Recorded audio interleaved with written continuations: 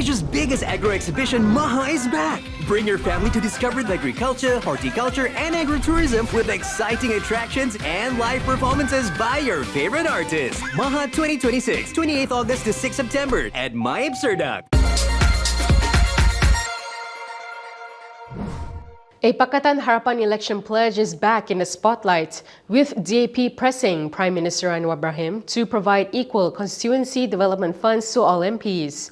Meanwhile, a DAP lawmaker has criticized MCA and MIC for staying silent over PAS's ambition to rid the country of gambling, especially after Umno also endorsed the agenda. Stay tuned for this and more on KiniNews. DAP is pressing Prime Minister Anwar Ibrahim to fulfill one of Pakatan Harapan's election promises. The party has urged Anwar to honor Harapan's election pledge to provide equal constituency development funds to all MPs, regardless of political affiliation. In a statement, DAP National Chairperson Gobind Singh Deo said the party has raised the issue with Anwar several times and hope he takes the necessary steps to implement this as soon as possible. Gobind argued that withholding equal funding undermines the democratic mandate of elected representatives and unfairly penalizes voters for the political choices they make.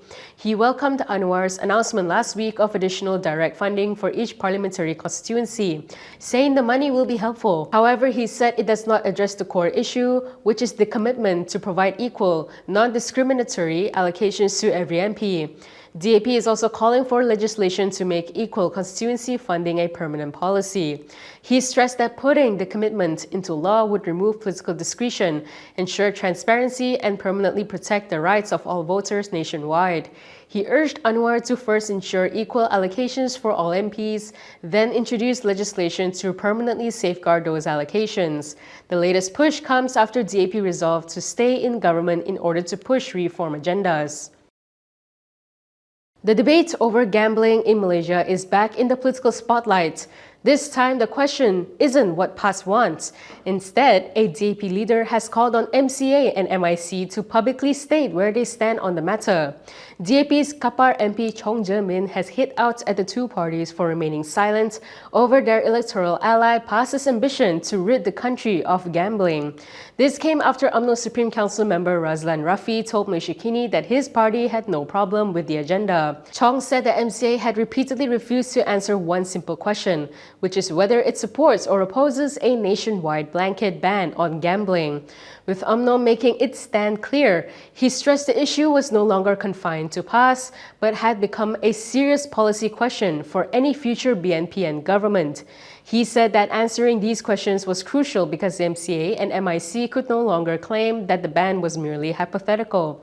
Pointing to MCA and MIC's claim that the parties could represent the interests of Chinese, Indian, and other non-Muslim Malaysians within BN, Chong said that position must now be tested against a real policy issue. He said that if they remain silent, Malaysians are entitled to ask whether MCA and MIC fear losing PAS and UMNO support more than defending the principles they claim to represent. In an interview with Malaysia Kini recently, Razlan had stated that UMNO has no issue with PAS's campaign to abolish gambling in the country. When asked for his comments on PAS's position that it wants to eliminate gambling outlets nationwide, this was what he said. Jadi bagi pandangan saya, apa itu PAS punya pandangan lah. Mereka nak menghalang judi yang diadakan. Okey, tetapi kita ada kerajaan persekutuan yang mempunyai undang-undang. Jadi sekiranya esok lusa ke manalah tahu kan, orang ahli parlimen hari ini pun Pakatan Harapan pun kalau dia tengok kita perlulah ubah undang-undang perlembagaan ni sebab kita tak nak judi lah di dalam ni sebab judi ni merosakkan masyarakat dan segalanya, boleh je buat.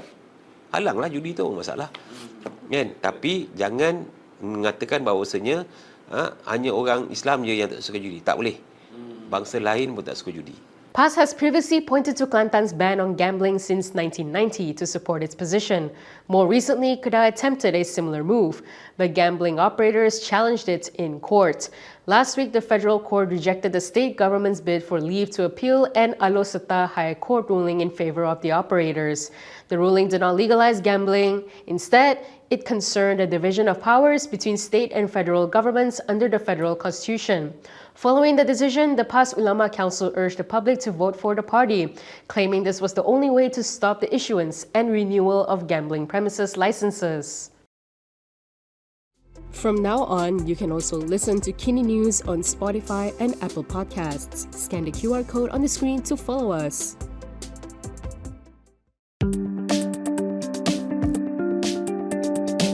Inspired by Warisan's gains among Chinese voters in last November's Sabah election, Wawasan Negara hopes to achieve a similar breakthrough in Peninsular Malaysia.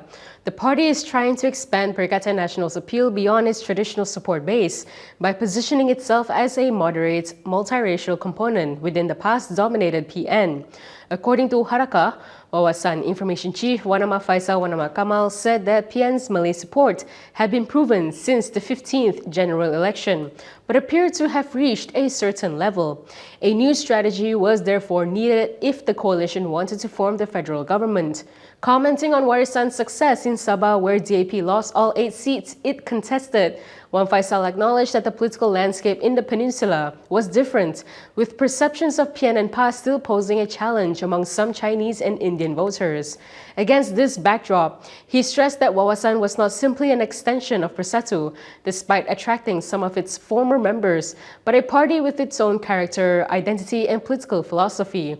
He explained that Wawasan sought to reflect the character and spirits of the federal constitution by upholding the position of Malays and Islam as the foundation of its leadership, while opening membership and top leadership positions to non-Malays.